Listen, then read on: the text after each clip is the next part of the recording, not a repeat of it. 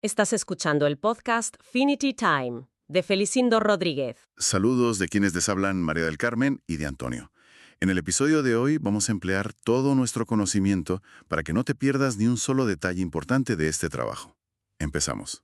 Bueno, pues tengo que confesar que el documento que traemos hoy a la mesa es de esos que te obligan a pisar el freno por completo. Sí, totalmente. Literalmente a detenerte, respirar hondo y replantearte desde cero absolutamente todo lo que creías saber sobre los problemas y los conflictos de tu día a día. Es que es un golpe sobre la mesa. Desde luego, estamos hablando de un texto fascinante escrito por Felicindo Rodríguez que lleva por título De víctima a guerrero, cuando el caos se convierte en camino espiritual. Y bueno, ya solo el título es toda una declaración de intenciones. Ya te digo. Y lo que hace el autor aquí es un recorrido brutal. Ujú. Mezcla antropología, chamanismo y teología de una forma magistral, partiendo además de una memoria muy personal de su propia época universitaria. O sea, que tiene ese toque íntimo que lo hace aterrizar muy bien las ideas. Exacto. Y el propósito de nuestra conversación de hoy, la misión fundamental de este análisis detallado es precisamente darle la vuelta a nuestro marco mental. Queremos descubrir, guiados por este texto, cómo las situaciones más caóticas a las que nos enfrentamos y sobre todo las personas más difíciles que se cruzan en nuestra vida, Que todos tenemos unas cuantas, ¿eh? absolutamente todos, pues descubrir cómo no son simples obstáculos. Por inercia, tendemos a ver los conflictos como castigos, como una racha de mala suerte o como simples estorbos que tenemos que soportar apretando los dientes para poder seguir adelante. Claro, es la visión victimista clásica. Eso es. Pero la propuesta aquí es radical. Consiste en entender estas situaciones y a estas personas como herramientas indispensables. Yo diría que casi como catalizadores obligatorios para nuestro crecimiento y nuestra trascendencia espiritual. Es un cambio de perspectiva que lo altera todo. Cambia las reglas del juego por completo. Y fíjate que para empezar a construir esta idea, el texto nos plantea una inmersión en la figura de alguien que, bueno, todos sabemos que revolucionó por completo la forma de entender la espiritualidad en la segunda mitad del siglo XX. Hablamos de Carlos Castañeda. Un autor insoslayable. Totalmente. Y a ver, no vamos a repasar aquí su currículum académico ni las fechas exactas de sus publicaciones, porque su impacto en la antropología desde la Universidad de Usela ya es historia bastante conocida. Sí, los años 60 y 70 fueron un hervidero con sus textos. Exacto. Pero lo que rescata este trabajo y lo que me parece un punto de partida espectacular es la tremenda contradicción de su figura. El misterio absoluto que rodeaba tanto a su maestro, el famosísimo chamán yaqui, don Juan Matus, como al propio Castañeda. Es que allí reside gran parte de la fascinación que genera su obra. Lo verdaderamente interesante aquí es cómo ese misterio, lejos de restar credibilidad a sus enseñanzas, actúa como un amplificador resonante. Un altavoz gigante. Tal cual. El autor del texto subraya una paradoja maravillosa. Castañeda dedicó su vida entera a lo largo de una extensa bibliografía de 12 libros. Libros además importantísimos, mencionando títulos clave como Viaje a Islán del 72 o El fuego interno del 84. Clásicos. Sí, y dedicó toda esa obra a escribir sobre cómo alcanzar un inmenso poder personal. Habló extensamente sobre cómo expandir la percepción humana hasta límites que parecían insospechados para la ciencia occidental. Ya, ya. ¿Y la paradoja es que? Que sin embargo a nivel personal eligió vivir en una reclusión casi total y absoluta. Es fortísimo esto. Huía sistemáticamente de las fotografías, rechazaba las entrevistas, no quería saber nada de ser un gurú mediático. Claro, es que choca de frente con lo que estamos acostumbrados a ver hoy en día, ¿eh? Hoy alguien descubre una mínima clave de crecimiento personal, una técnica de respiración, y al día siguiente tiene un canal de vídeos, hace giras mundiales y vende retiros espirituales a precio de oro. Ya ves, la monetización inmediata del ego. Exacto. Castañeda hizo exactamente lo opuesto. Prefirió el anonimato para dar protagonismo a las enseñanzas. Efectivamente, y en esa obra que dejó fue introduciendo una terminología que hoy en día es un pilar fundamental para entender muchísimas corrientes de la espiritualidad contemporánea. Ujú. Hablamos de conceptos como el camino del guerrero o técnicas muy específicas que menciona el texto como el acecho y el ensueño, y creo que es importante detenernos un segundo para dar contexto a quien nos escucha. Me parece fundamental, sí, porque pueden sonar a película de misterio. Claro. Cuando Castañeda habla de acecho, por ejemplo, no se refiere a espiar a alguien en la calle escondido detrás de una farola. Ya te imaginas a un detective privado y no va por ahí. Para nada.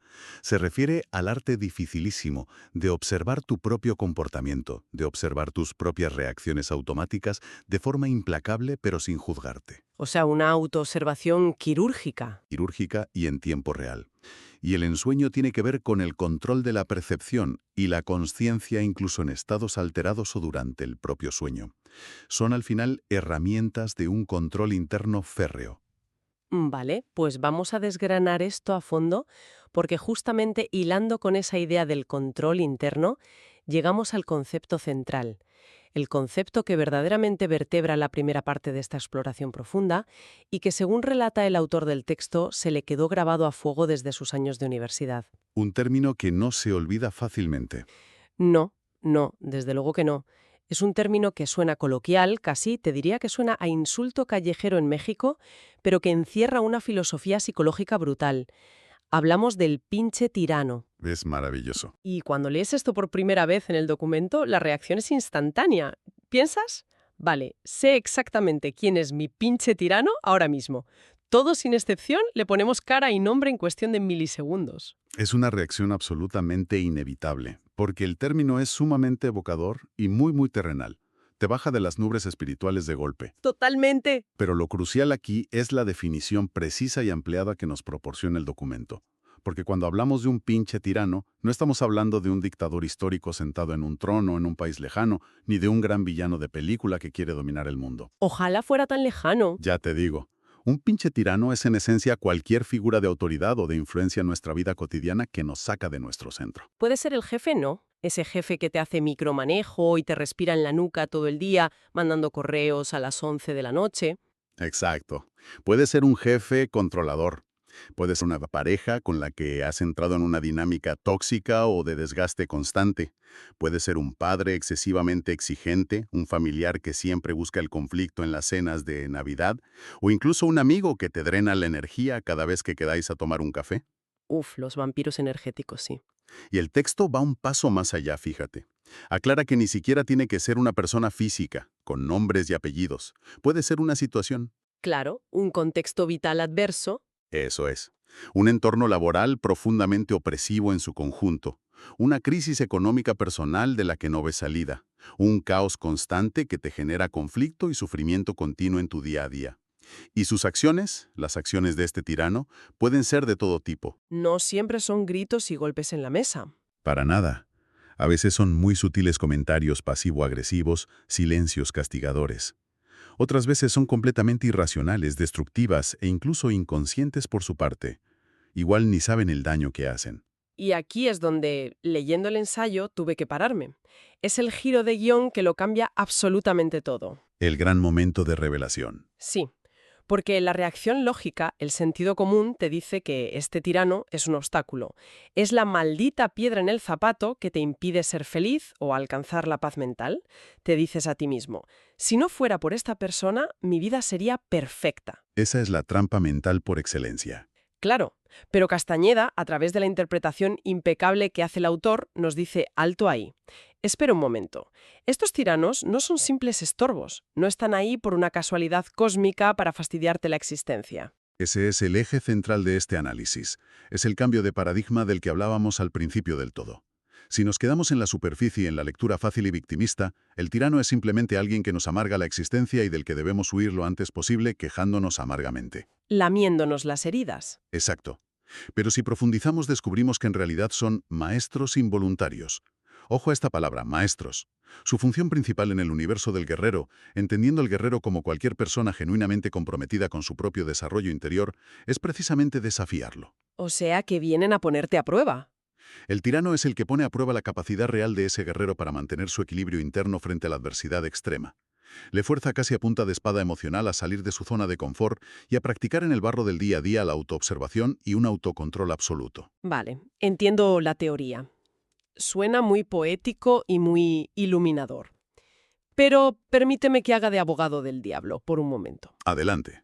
Bajemos esto a la tierra, a la oficina o al salón de casa.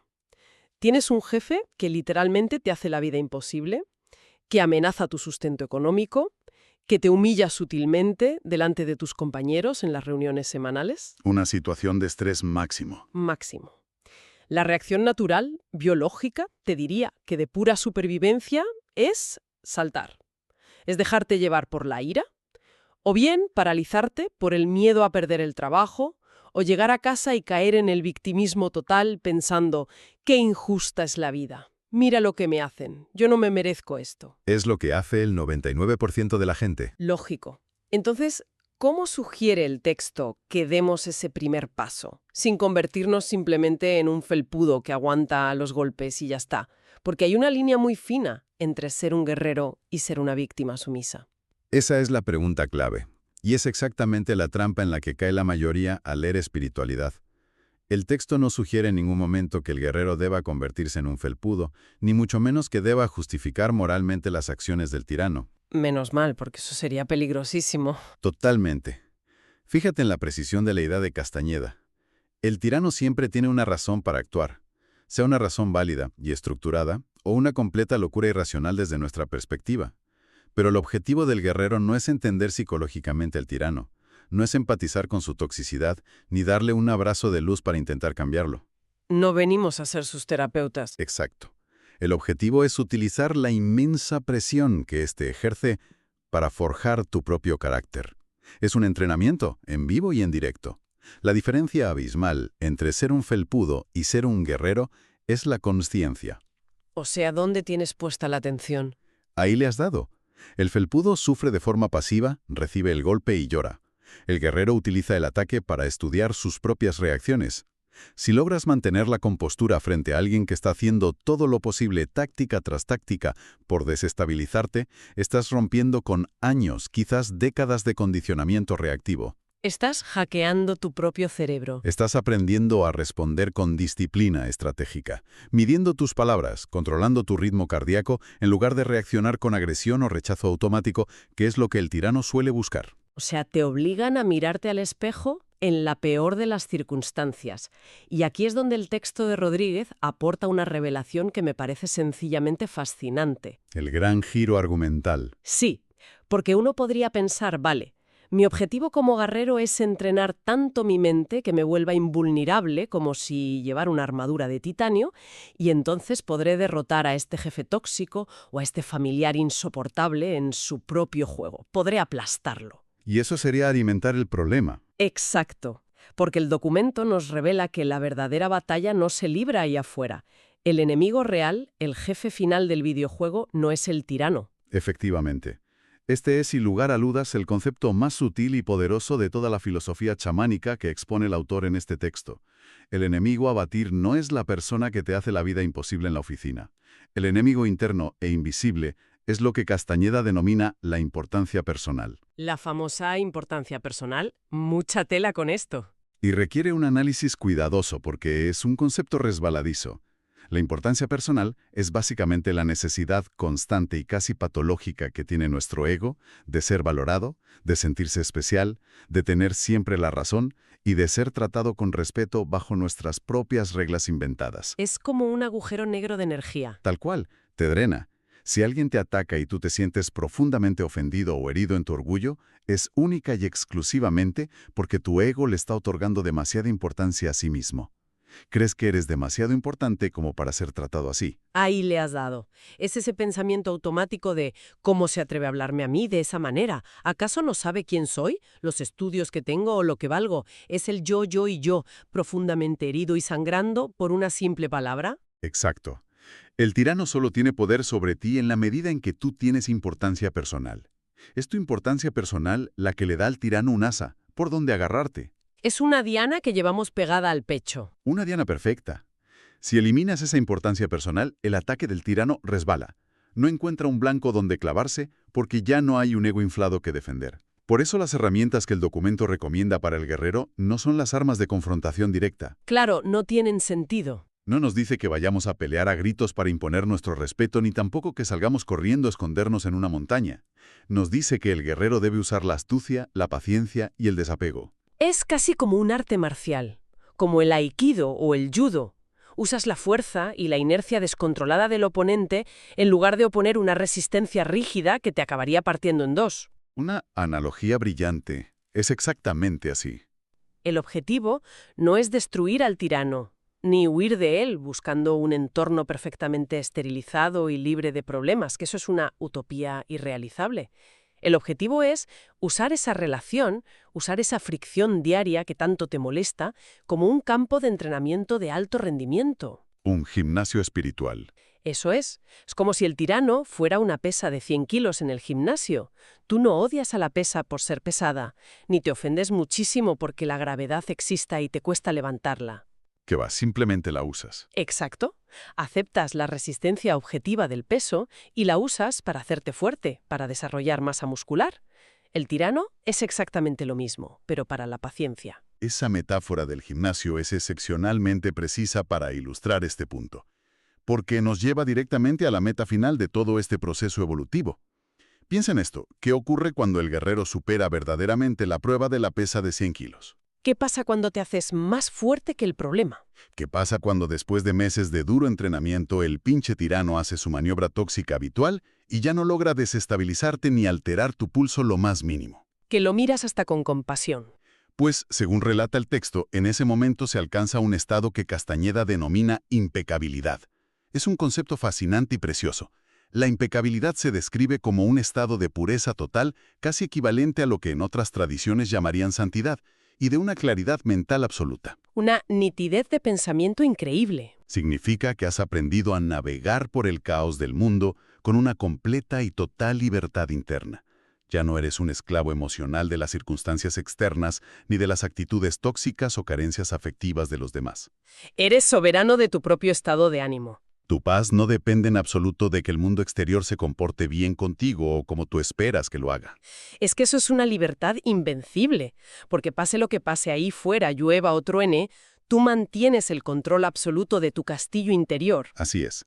Y justo cuando crees que ya has entendido toda esta cosmología xamánica tan exótica y profunda, cuando estás mentalmente caminando por el desierto mexicano de Sonora intentando dominar tu ego, el autor del texto hace una transición que te juro que no vi venir. Me dejó de piedra. Es un giro argumental soberbio. Encajar de buenas a primeras. A priori, si te lo dicen así en frío, suenan a universos diametralmente opuestos sin ningún punto de conexión. A simple vista y basándonos puramente en los estereotipos culturales actuales, podrían parecer tradiciones totalmente ajenas, casi irreconciliables. La espiritualidad alternativa frente a la religión institucional. Claro. Pero lo que el autor desvela en esta segunda mitad del documento con una claridad analítica verdaderamente asombrosa es una convergencia inesperada y sumamente profunda.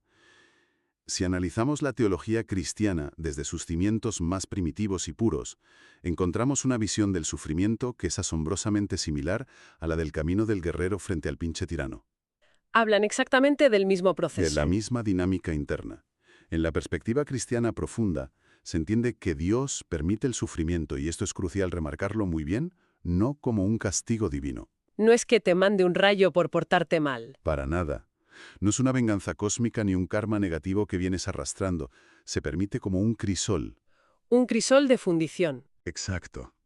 Es el fuego extremo necesario para fundir el metal, separar la escoria y purificar el corazón. Es un medio directo y a veces, lamentablemente, el único medio posible por nuestra cabezonería hacia la perfección espiritual. El sufrimiento bajo esta lente tiene un propósito transformador absoluto. No es sufrimiento estéril, es sufrimiento útil. Exactamente. Y lo interesante es que el autor no se queda en una reflexión teórica al aire, de estas que suenan bien, pero no tienen base, sino que el texto lo fundamenta con evidencias textuales bíblicas directas. Textos que cuando los lees bajo esta nueva luz del guerrero y el tirano, resultan impactantes. Te cambian la lectura por completo. Por ejemplo, cita a San Pablo en la Epístola a los Romanos, capítulo 5, versículos 3 y 4. Lo tengo por aquí anotado porque me pareció brutal.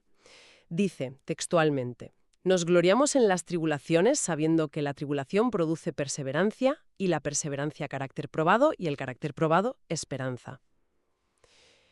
A ver, explícame esto paso a paso.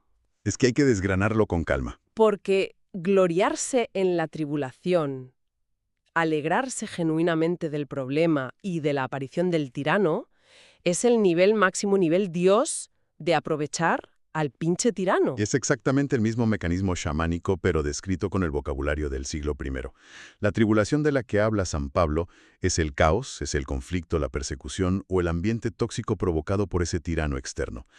Y lo que nos está diciendo es que esa fricción es exactamente la maquinaria industrial que forja el carácter humano. Volvemos a la metáfora del gimnasio. Es el campo de entrenamiento, pero expresado hace 2000 años en el Imperio Romano. Es un proceso de destilación paso a paso. A ver, ¿cómo sería ese proceso? Empiezas con el sufrimiento crudo y doloroso, la tribulación.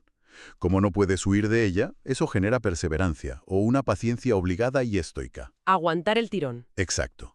Esa perseverancia constante pule tus defectos, aniquila tu soberbia y genera lo que él llama un carácter probado, un carácter sólido y maduro. Y finalmente ese carácter te da una perspectiva de esperanza real. ¿Esperanza en qué sentido? No basada en la ilusión infantil de que la vida será fácil y no habrá problemas, sino en la certeza inquebrantable de que puedes soportar cualquier cosa que venga, porque ya has sido forjado en el fuego. Claro, es que encaja como un puzzle perfecto. Y si volvemos a conectar esto con el concepto chamánico de vencer a la importancia personal, a la aniquilación de ese ego herido del que hablábamos hace un rato, el documento nos ofrece otra cita fundamental. Otra joya teológica. Esta vez de la Epístola a los Gálatas, capítulo 2, versículo 20. En el camino cristiano, el sufrimiento provocado por el tirano es la oportunidad perfecta, inmejorable, para que muera ese yo egoico. La cita dice: «Ya no vivo yo, sino que Cristo vive en mí». Esa frase es sin duda la cumbre absoluta de este paralelismo que traza Rodríguez.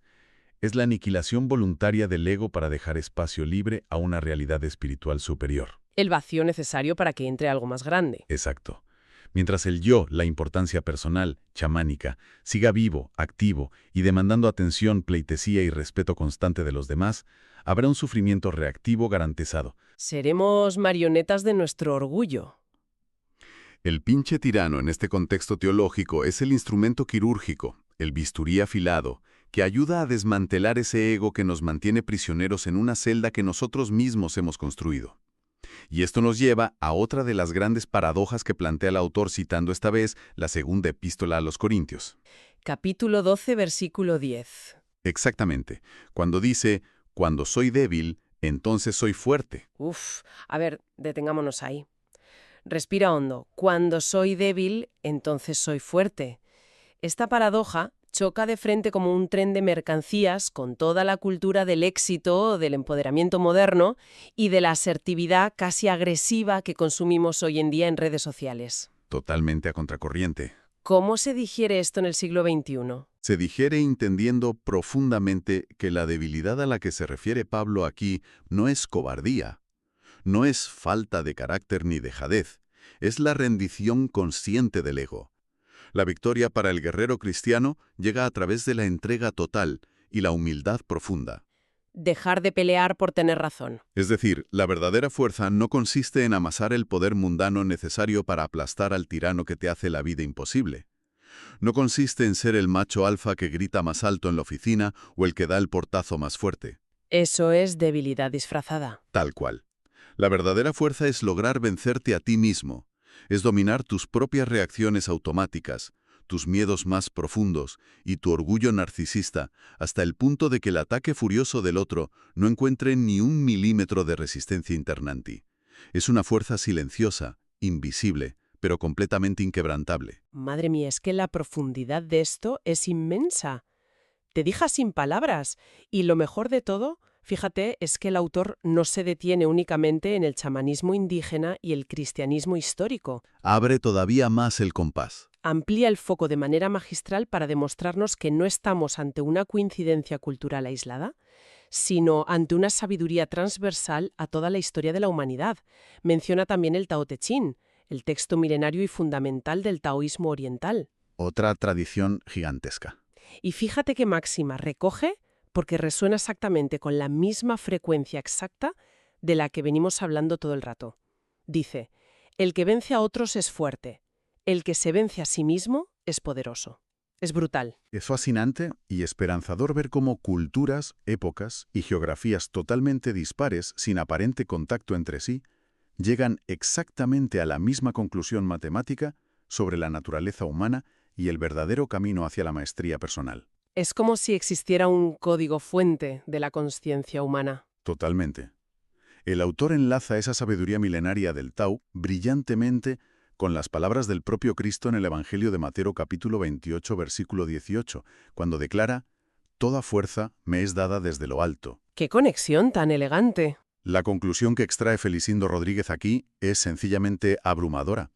La fortaleza real, la que perdura en el tiempo y transforma el entorno, no proviene jamás de la imposición violenta sobre el otro, ni del control externo, sino de una conexión interna tan profunda que solo se logra y solo se puede escuchar cuando el ruido ensordecedor del ego ha sido finalmente silenciado por completo. Entonces, si tuviéramos que empaquetar todo este análisis, toda esta exploración detalladísima y resumirla, diríamos que, independientemente de las gafas culturales, filosóficas o religiosas que decidas ponerte, el mapa de ruta hacia la madurez es asombrosamente similar. Esa sería la síntesis perfecta de este trabajo. La lección transversal y definitiva que nos llevamos hoy es comprender, asimilar en la médula, que el pinche tirano es en última instancia una de las metáforas más poderosas, certeras y universales que tenemos a nuestra disposición para entender el desarrollo humano a través de los siglos. Una herramienta de oro puro. Da exactamente igual si decides abordarlo intelectualmente desde la filosofía implacable, fría y estratégica de un chamán yaqui en el desierto, que busca alcanzar el estado puro de impecabilidad, o si decides hacerlo desde la profunda devoción y el amor de un místico cristiano, que busca la purificación total del corazón y la unión mística con lo divino a través del crisol ardiente del sufrimiento. El envoltorio cambia, pero el regalo es el mismo. El mensaje central absolutamente inamovible es que el caos estructural, la adversidad constante y esas personas profundamente insoportables que nos llevan al límite absoluto de nuestra paciencia no son el final de nuestro camino, ni son una injusticia cósmica que debemos lamentar llorando por los rincones. ¿No son un error de la matriz? No. Son, de hecho, el vehículo indispensable y diseñado a la medida exacta de nuestros defectos, para nuestra propia autotransformación. Sin esa fricción constante en la oficina o en casa, sin esa resistencia externa diaria, sencillamente no se desarrolla músculo espiritual. Nos quedaríamos atrofiados. Sin ese fuego constante, no hay alquimia posible en nuestro interior. Nos quedaríamos como materia prima sin refinar. Uf, es un pasote de reflexión y la verdad es que nos deja a todos con una responsabilidad enorme en las manos. Nos quita las excusas. Exacto, nos arranca la manta del victimismo. Porque una vez que entiendes intelectualmente este concepto del tirano, una vez que ves claramente los hilos detrás del telón de la realidad, ya no hay vuelta atrás. Ya no puedes desaprenderlo. Ya no podemos simplemente sentarnos en el sofá a quejarnos amargamente de lo mal que nos tratan los demás o de lo extremadamente difícil que es nuestro entorno. Así que para terminar esta exploración profunda, quiero dejar aquí flotando una pequeña semilla. Un reto para la audiencia. Un pensamiento provocador para que le des vueltas durante el resto del día, en el coche o fregando los platos. Piensa en esa persona específica, con nombres y apellidos, o en esa situación muy concreta que en este preciso instante de tu vida te está sacando completamente de tus casillas. Esa que te genera un nudo en el estómago. Esa misma. Esa que te quita el sueño a las 3 de la mañana, que te altera el pulso solo de pensar en que tienes que verla mañana.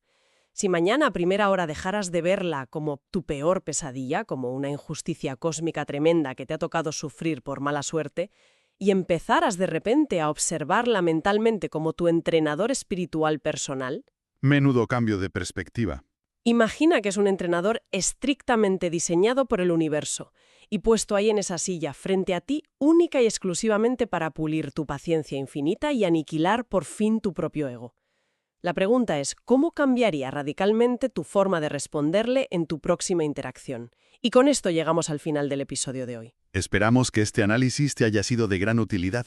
Recuerda que puedes encontrar más información y recursos en el podcast Finity Time de Felicindo Rodríguez. Se despide Antonio y María del Carmen. Te agradecemos por acompañarnos una vez más. Hasta el próximo episodio.